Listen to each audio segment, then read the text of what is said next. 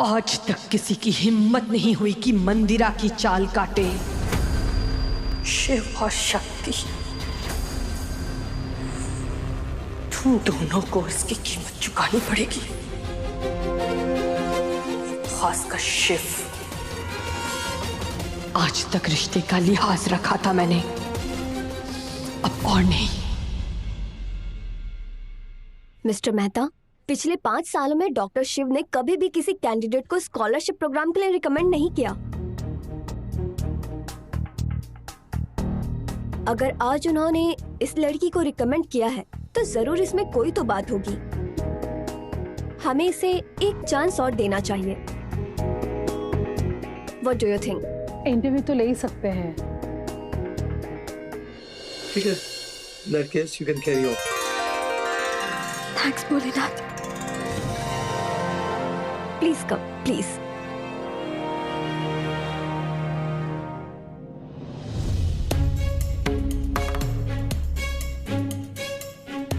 देखिए, हम आपसे मेडिकल प्रोसीजर से जुड़े कोई सवाल नहीं करेंगे। आपकी थ्योरी स्ट्रॉन्ग है, ये तो आपके मार्क्स ही बताते हैं। हम आज के इंटरव्यू में कॉम्पिटेंस और क्रिटिकल थिंकिंग को टेस्ट करेंगे।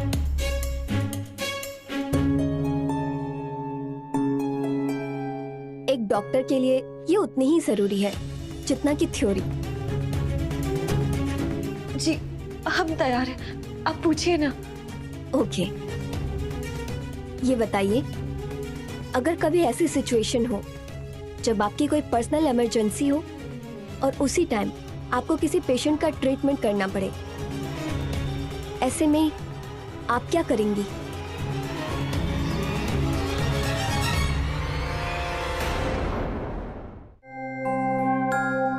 डॉक्टर के लिए अपनी हालत इंपॉर्टेंट नहीं होती, उसके पेशेंट की हालत इंपॉर्टेंट होती है। एक डॉक्टर के लिए अपनी इमरजेंसी से ज्यादा अपने पेशेंट की इमरजेंसी कहीं ज्यादा बड़ी होती है। डॉक्टर खुद ठीक है या नहीं, ये इम्पोर्टेंट नहीं होता। उसे किसी चीज की परवाह नहीं होती, ना अपनी पर्सनल लाइफ की, ना सेहत की, ना आंधी की, ना तूफान की। परवाह है तो बस एक कि मैं अपने पेशेंट को ठीक कैसे करूंगा। और जब किसी की लाइफ आप पर डिपेंड करती है, वहां कोई कैसे अपनी पर्सनल लाइफ के बारे में सोच सकता है?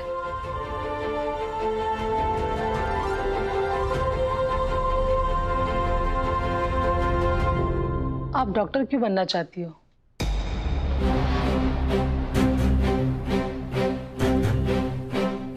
जो लड़की एक बच्चे की जान बचा सकती है, वो भी उसका गला काट के, सिर्फ इंस्ट्रक्शंस पे वो कुछ भी कर सकती है। ये हाथ लोगों को ठीक करने के लिए बने, लोगों की मदद करने के लिए, उनकी जान बचाने के लिए, हथियार डालने के लिए नहीं बने। ऐसा सपना, ऐसी काबिलियत इंसान में खुद नहीं आ जाती, उसे खुद भोलेनाथ देते हैं।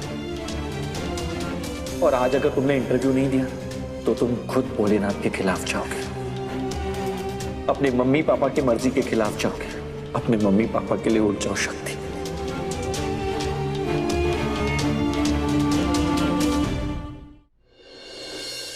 हमें ये सपना हमारे मम्मी पापा ने दिखाया, डॉक्टर बनने का, लेकिन काबिलियत और हिम्मत हमें हमारे भोलेनाथ ने दी, ताकि हम लोगों की जान बचा सके, उनकी मदद कर सके। हमारे लिए डॉक्टर बनना एक पेशा नहीं, बल्कि सेवा है। और हमें लगता है कि अगर हमने डॉक्टर बनने में जी जान नहीं लगाई तो फिर हम भोलेनाथ की मर्जी के खिलाफ जाएंगे और फिर सारी जिंदगी सॉरी फील करते रहेंगे। हमारे लाइफ का बस यही एक गोल,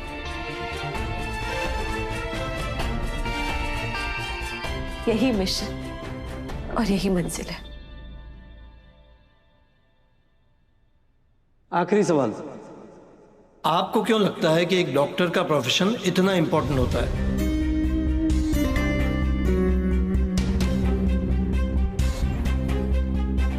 लोग डॉक्टर को भगवान मानते हैं, पता है क्यों? क्योंकि वो किसी को जिंदगी देता है। जब तक डॉक्टर लड़ रहा है ना सर, तो यमराज को भी पेशेंट के पास आने से पहले 100 बार सोचना पड़ता है। और एक बार डॉक्टर आए तो लोगों के दिल में उम्मीद आती है कि उनके पिता, उनके भाई, माँ, बहन, दोस्त बच जाएगा। डॉक्टर सिर्फ एक जान नहीं बचाता, उसके पूरे परिवार को बचाता है। और जिस काम को लोग इतनी इज्जत देते हैं वो काम नहीं, धर्म होता है। और जो उस धर्म को निभाए वो भगवान।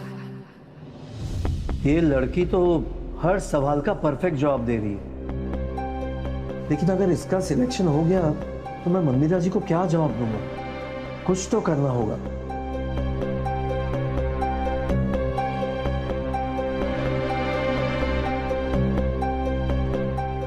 आप बाहर जाकर वेट करें। जी। एक मिनट।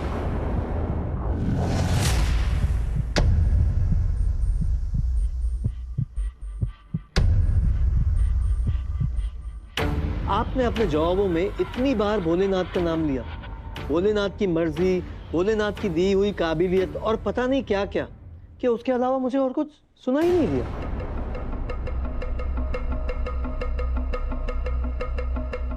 लगता है आप अपने आप से ज्यादा भोलेनाथ पे भरोसा करती हैं। एक डॉक्टर के लिए इतना अंधविश्वासी होना सही नहीं है। मुझे तो लगता है कि आप अपने पेशेंट्स को अपनी काबिलियत से नहीं बल्कि भगवान से प्रार्थना करके ही ठीक करेंगे। ऐसे लोग मेडिकल प्रोफेशन के लिए सही नहीं है। वो तो अपनी किसी भी गलती का दोष भगवान के ऊपर डाल के आराम से पीछे हट जाएंगे, कोई जिम्मेदारी ही नहीं लेगा। सॉरी, मुझे नहीं लगता कि स्कॉलरशिप प्रोग्राम के लिए आप सही कैंडिडेट हैं।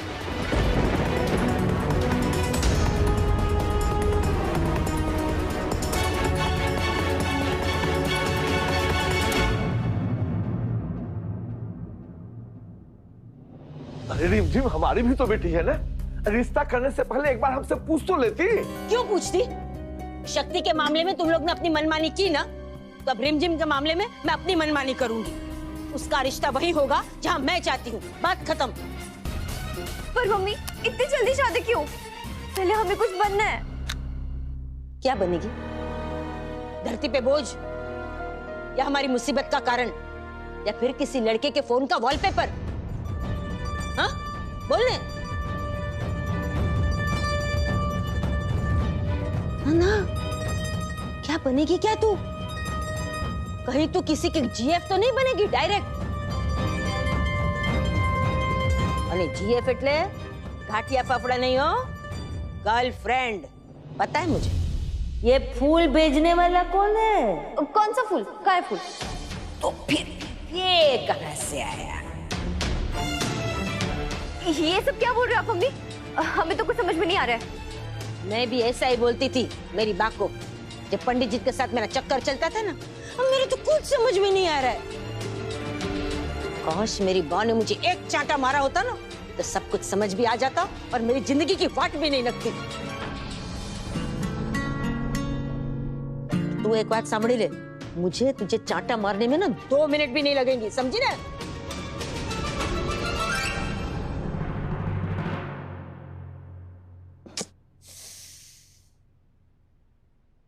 मनोरमा, देख बेटा, ये जो लड़के वाले हैं ना, उनको मैं बहुत अच्छे से जानती हूँ, सच्चे। अरे उनके फैमिली का ये बिजनेस 75 साल से है। अपना काशी विश्वनाथ का मंदिर नहीं है, उसके बाहर है ना उनके वो पीतल के बर्तन की दुकान है। अरे सांभर, ऐसी दुकान नहीं है, हाई क्लास दुकान है। हाँ, ऐसे वैसे घर में थोड़ी ना भेजूंगी तुझे। और लड़का भी तो हाई क्लास है, पता है, एमबीए पढ़ा हुआ है। पर पूरी दुकान वो संभालता है और बहुत अच्छा कमाता है। अरे अभी भी उसके घर में 1 किलो टमाटर रोज आते हैं, बोल। अरे वो ना तेरी तरह रेल भी बनाते हैं अच्छी वाली। तुम्हारी जोड़ी ना एकदम हाई क्लास लगेगी, सच।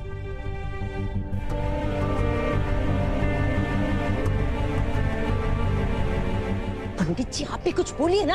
अरे हरी, जब इतना ये कह रही है तो एक बार देख तो ले बेटा। हमें ना कोई परवाह नहीं है कि उसकी पीतल की दुकान है या फिर वो खुद एक सोने की बेबी डॉल है या फिर उसके घर में 1 किलो टमाटर आते हो। हमें नहीं मिलना है मतलब नहीं मिलना है, बस। मिलेगी तो तू सही।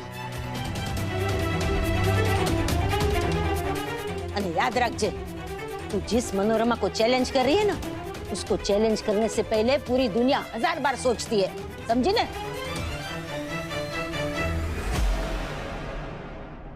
सॉरी सर, लेकिन शायद आपको ये नहीं पता कि भोलेनाथ का एक और नाम है, वैद्यनाथ। और उनकी कृपा पे सिर्फ हम नहीं, बड़े से बड़े डॉक्टर्स विश्वास करते हैं। जब कोई बड़ा ऑपरेशन होने वाला होता है तो डॉक्टर्स कहते हैं कि भगवान पे भरोसा रखिए। जब ऑपरेशन सक्सेसफुल हो जाए तो डॉक्टर्स कहते हैं कि भगवान की दया से सब ठीक हो गया। कई बार सारी कोशिशें करने के बावजूद डॉक्टर्स को सब कुछ भगवान के हाथों में छोड़ना पड़ता है, क्योंकि साइंस और श्रद्धा साथ साथ चलती है। कई बार जब साइंस हारने लगता है तो श्रद्धा उसका साथ देती है, और कभी श्रद्धा के कदम डगमगाने लगे तो साइंस इसका हाथ थाम लेती है। तो हमारे यहाँ तो चंद्रयान लॉन्च से पहले भी साइंटिस्ट पूजा करते हैं। जब हमारा साइंस भोलेनाथ पे इतना विश्वास कर सकता है तो हम क्यों ना करें? सर, डॉक्टर्स दुआ को दवा से ज्यादा ऊंचा स्थान देते हैं। अगर हॉस्पिटल में कभी कोई इमरजेंसी हो तो लैब्स होते हैं, ऑपरेशन थिएटर होते हैं, उसके साथ साथ हॉस्पिटल में एक मंदिर भी जरूर होता है। सर, अंधविश्वास को तो हम भी अच्छा नहीं समझते, लेकिन हमें जो हमारे भोलेनाथ पर है ना, वो अंधविश्वास नहीं, वो विश्वास है। अच्छा, आपको क्या लगता है विश्वास और अंधविश्वास, इन दोनों में क्या फर्क है? सर, विश्वास वो जो हमें सिखाता है कि अगर हम अपना कर्म करें तो भगवान अपना कर्म करने से नहीं झुकेंगे, और अंधविश्वास हमें ये सिखाता है कि हमें कर्म करने की कोई जरूरत नहीं, उसके बिना ही फल मिल जाता है। हमें जितना भरोसा हमारे भोलेनाथ पर है उतना ही मेडिकल साइंस में। शक्ति, आप प्लीज बाहर वेट करिए, हम थोड़ी देर में आपको अपना जवाब बता देंगे।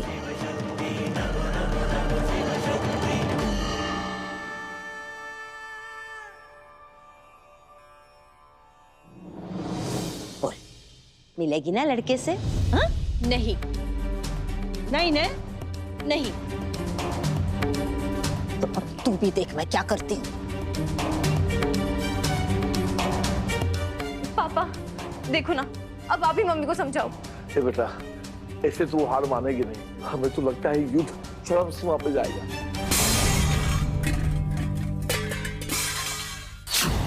हम डॉक्टर बनेंगे, हमें पूरा विश्वास है कि हमें वो स्कॉलरशिप जरूर मिलेगी। भोलेनाथ हमें यहां तक लाए हैं तो आगे भी साथ देंगे।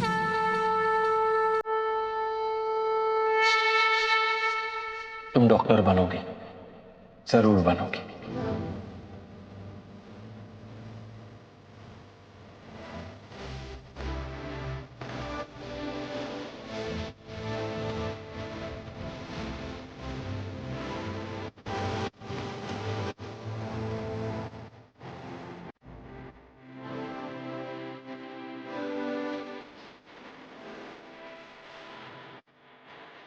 क्या हो रहा है? क्या हो रहा है? कुछ भी नहीं हो रहा। अच्छा, कुछ नहीं हो रहा, तो फिर आपका लॉकेट शक्ति के गले में कैसे? ये तो मैं भी नहीं जानता। आपको पता नहीं? ये आपने उसे गिफ्ट किया और आप मुझे नहीं बता रहे हो। क्या बोल रहा है नंदू? कुछ भी बोल रहा है। मैं उसे जानता तक नहीं, मैं उसे गिफ्ट क्यों करूंगा? ऐसी बातें तो मत करो भैया, आपको देख के लगता है आप उसे जन्मों जन्मों से जानते हो। मोटी सुई लगवा के ना कड़वी दवाई पिलाऊं तुझे? मोटी सुई ना आपको लगनी चाहिए। उस दिन वो आपके कमरे में आई थी, आपने झूठ कहा था ना मुझसे, और अब आज भी मुझसे ही झूठ कह रहे हो। क्या चल रहा है आप दोनों में? कुछ भी नहीं। कुछ नहीं चल रहा? अगर कुछ नहीं चल रहा तो आपको कैसे पता कि वो मुसीबत में है, उसे मदद की जरूरत है? अगर कुछ नहीं चल रहा तो बंद दरवाजे में से भी आपको उसकी आवाज कैसे सुनाई दी? आप यहां बेचैन हो गए? भैया कुछ तो चल रहा है। ये बर्तनों से कुश्ती कौन कर रहा था? बोल, लड़के को मिलेगी हाँ या ना? ना। तो ठीक है, मैं ये चूहे मारने वाली दवा पी के अपनी जान दे दूंगी। रागिन का इस चूहे मारने वाली दवा से क्या होगा? ये तो अब पता चलेगा। नहीं मुझे मरने दो। नहीं, अगर मेरी बेटी को मेरा नहीं सुनना, मैं लड़के से मिलेगी कि नहीं, हाँ कि ना? बोल। ऐसा मत करो, तू चल गई तो मेरा क्या होगा?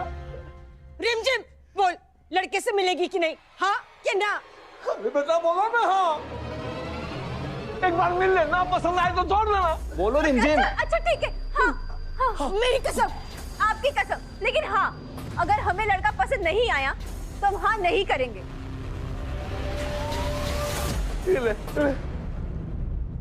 माँ शांत हो जाओ, हम पानी लेकर आते हैं।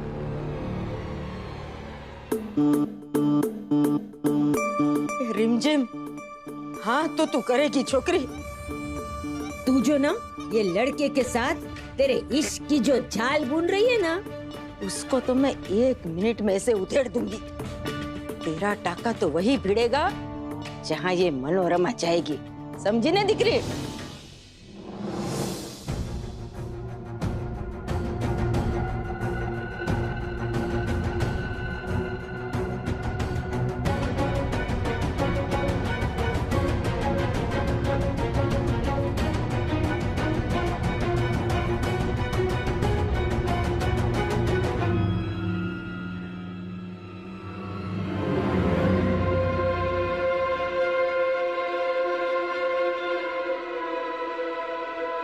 हमने बहुत सोचा और डिस्कस भी किया। आप लेट भी हो गई थी।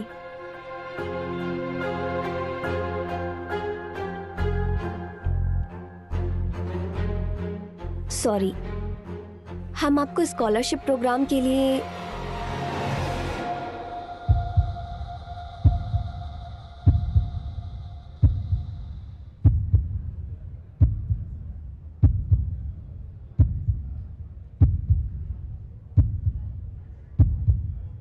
मना नहीं कर पाएंगे। You are selected. शिव से ही है शक्ति।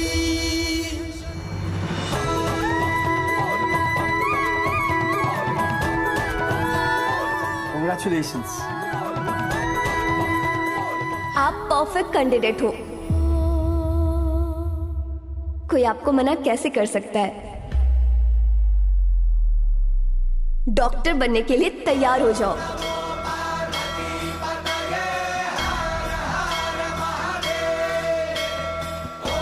Thank you, all the best. Pleasure.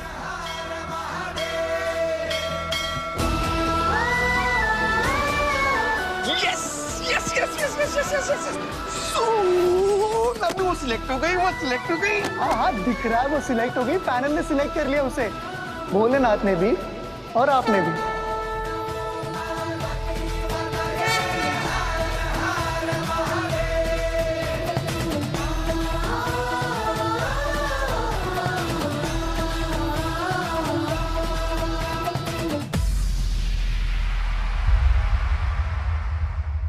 क्या कह रहे हैं? कुछ नहीं, जाओ उसे बधाई तो दे दो।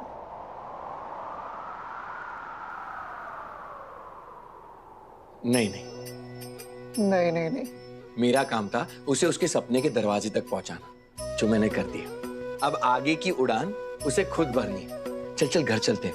आज भक्कू माँ ने है ना कचौरी बनाई है, मेरा बहुत मन कर रहा है खाने का और खीर भी खाऊंगा। चीट दे, चल चल चल जल्दी घर पे चल। आज तो सच में मीठा खाने का दिन है। मैंने भैया को इतना खुश सालों बाद देखा है। उस लड़के के कदम इस घर में पड़ते सालों पुराने रिश्ते पर से वक्त की धूल चढ़ गई। शायद बड़ी मामी ठीक ही कह रही थी। शायद भोलेनाथ ने भी इसे सिलेक्ट कर लिया मेरे शिव भैया के लिए। थैंक यू भोलेनाथ, आपने साबित कर दिया कि अगर हम अपना कर्म करें तो आप फल जरूर देते हैं। हम जानते हैं कि डॉक्टर शिव को आपने ही भेजा था।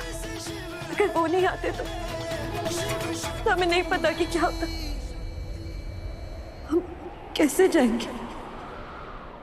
हम तो चल भी नहीं पा रहे। तुम बस हाँ करो, तुम्हें तुम्हारी मंजिल तक ले जाने की जिम्मेदारी मेरी। शिव के होते हुए शक्ति का कोई भी सपना अधूरा नहीं रहेगा।